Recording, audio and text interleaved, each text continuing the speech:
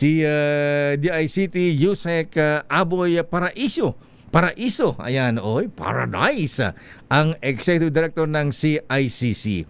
Yusek Aboy Paraiso, Kuyang Sir, maganda umaga po at Happy Valentine's Day. Ayan. Happy Valentine's po. Very wishful Mayor. Kuyang Deo Sir, tsaka si Ma'am Sister L. Magandang umaga po sa ating lahat. Ayan. Lalo na sa mga tagapakinig niyo. Opo, ayan. Lalo na sa mga kuya at mga ating na loveless ngayong Valentine's Day, ano ha? Pero, ayan, concern po kayo, Yusek Aboy Paraiso, sir. Marami po ba ang nagiging biktima nitong isyung ito, yung love scam ba ang tawag nyo dyan? Ayan. At ano po ang ginagawa? Ayan, paki-explain nga. Una, ha? Ano ba yung may mga bago bang modus itong mga scammer na ganito, Yusek Aboy, sir? Nako, Kuya Mayor, talagang every year binabantayan natin to. At pagdating do sa modus nila, hindi naman nagbabago.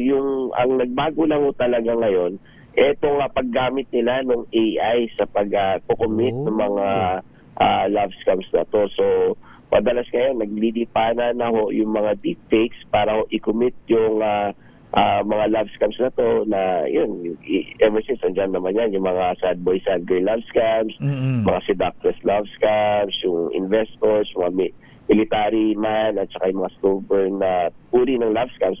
Pero ngayon, ginagamitin na nila ng AI.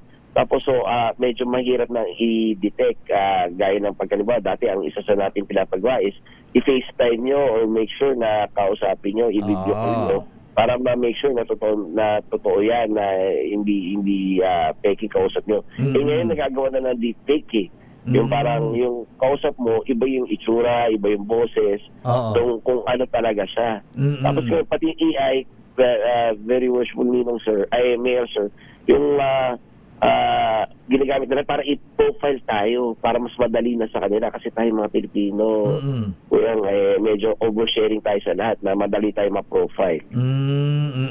So ano ang dapat nating gawin? Siyempre aminin natin lalo yung mga ilang hindi lamang kababaihan, may mga lalaki din na ay malungkot ako, kailangan magkaroon ng date man lang o may makilala ha. Ayan, so paano ba sinisimulan? Paano ba nang iingganyo? Ayan, halimbawa ang isang single, ayan, gusto magkaroon ng boyfriend o girlfriend, paano ba usually yung may app ba na doon magbibigay? Kasi may mga pangalan na gano'n na sinasabit na may mga iminamats-mats gano'n, Yusek Aboy, sir? Tama ho, no? Doon sa unang tanong nyo, Kuyang, kung paano tayo nagiging biktima. Unang-una, talagang mas nabibiktima tuloy. Talagang naghahanap. Pupunta doon sa mga dating application. Ayun, dating app pala yun. Oo, naghahanap talaga sila. Pero minsan, nandun din lang sila doon sa mga social media pages natin.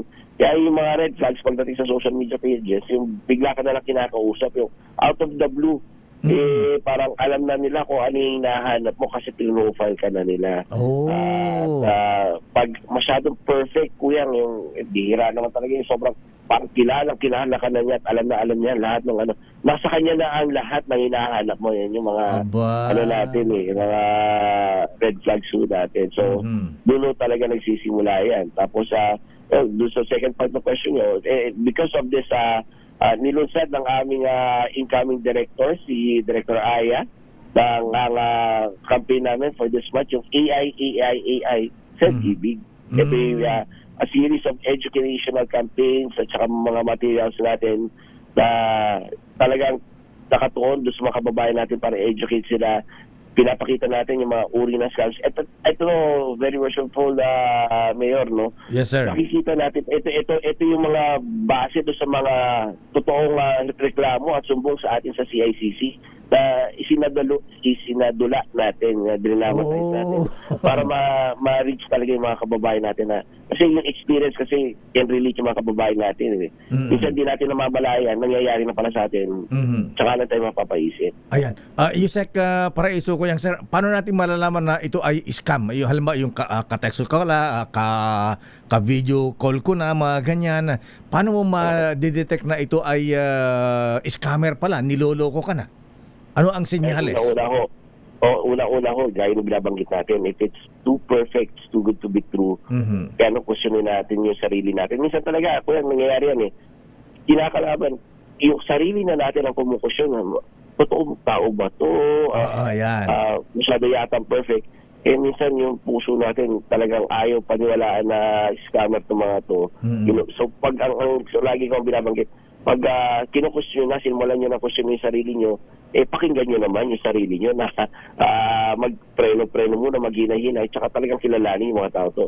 Second do, kuya, pag if it's yung sobrang perfect na alam na yung lahat ng gusto mo, lahat ng ayaw mo, baka isipin nyo, baka talaga pre-profile na kayo.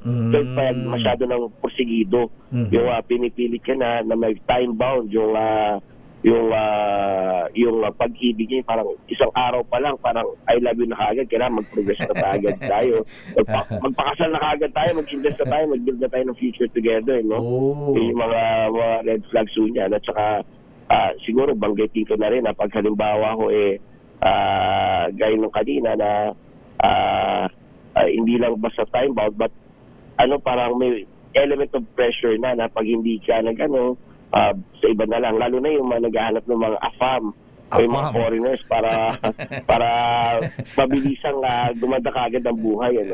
Kuyang sir, ano po yung AFAM? Ayan, ito ba yung mga sugar daddy? mga kuyang yung mga foreigners na mga foreigners. Yung mga retirees na sabi ko minsan yung mga kababayan natin hindi lang talagang naghahangad ng pag-ibig pero yung mabilis kaagad na buhay, no? And siguro generally kuya ang minsan talaga minsan wag puso parati ang pairalin. Sabi ko nga ho, yung feelings nga natin dapat hindi natin binibigay sa maling tao dapat yung pinaghirapan din natin dapat ingatan natin na hindi mapunta sa hindi naman totoong tao. So magduda tayo, Yusek, pagka humihingi na ng pera o kaya yung pasakalye na, paghandaan natin ang future natin, mag-invest tayo, mga ganong pasakalye.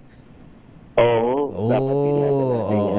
Pero, Kuya Yusek Abi Paraiso, sir, ayan, sino po ba ang madalas na nabibiktima ng love scam? Dati yun, nakalimita lang yan doon sa mga medyo advanced ages, mga nauhuli na sa tren. Talagang binabanggit natin yung mga naghahabol ng huling biyahe. Very reversible, no? Pero ngayon talaga ang profile ho talaga na nag-widen na range. May specific scams for specific age bracket. So, gaya nung mga yan, yung mga serviceman na yan, at saka yung mga escort scams na yan, medyo advanced ages. Pero ngayon, meron na rin yung mga bata, yung mga si drag actress, saka yung mga talaga naghahanap ng mga partners ng mga bata. Talagang yung mga profile pics at saka yung mga talagang lumalapit sa kanila, akala mo mga artistahin at saka lalong-lalo na yung mga kasi lalo na yung tinatarget niya yung mga batang yung esteem nila medyo mababa, low self-esteem. So parang binubus yung confidence mo, in return, ini-scam ka naman. Ayan. So anong dapat ganyan? Halimbawa, siyempre ako malapit na mahuli sa biyahe. Gustong-gusto ko nga magka-boyfriend talaga, kung magka-girlfriend. So ano ba ang dapat gawin? Pwede bang eyeball to eyeball? O sabay eyeball to eyeball? Magkita na lang tayo para at least face to face na. Pwede ba yung gano'n na? Yung ba ang pwedeng pan-check kung ikaw ay niloloko o hindi? Tama, very merciful. Kailangan na natin ibalik yung mga eyeball na yan.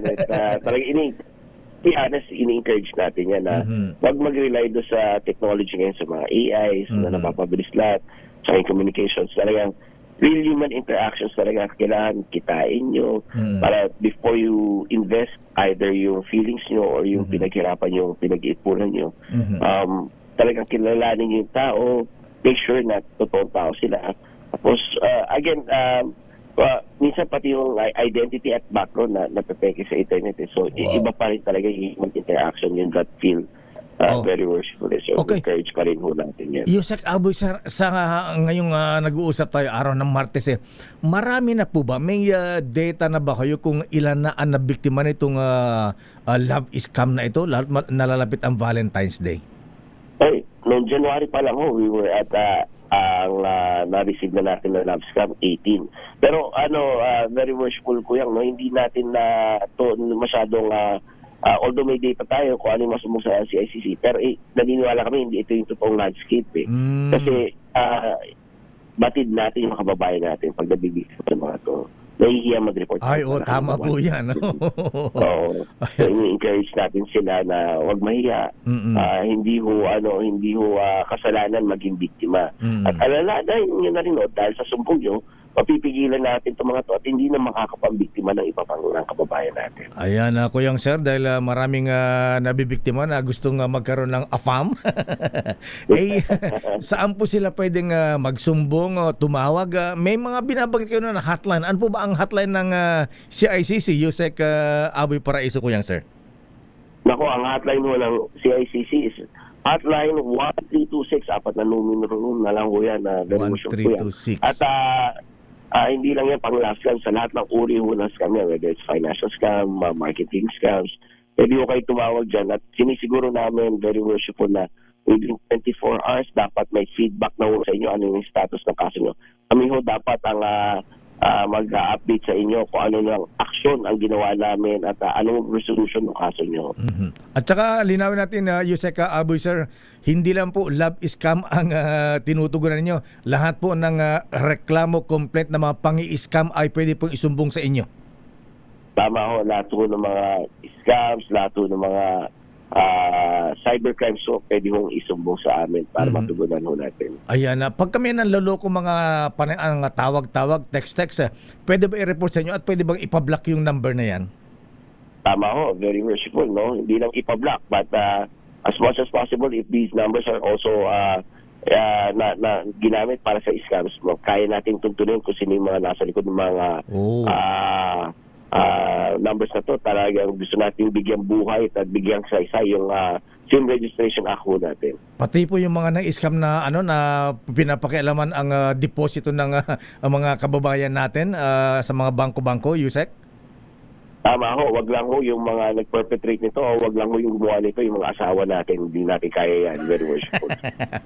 Yusek Aboy Paraiso, Sir. Ayan, maraming salamat po sa mga paalala. Ayan, at pagpapaliwanag para malaman po natin mahabay na hindi sila mabiktima ng love scam at yung pangandaraya at kung saan sila magsusumbong.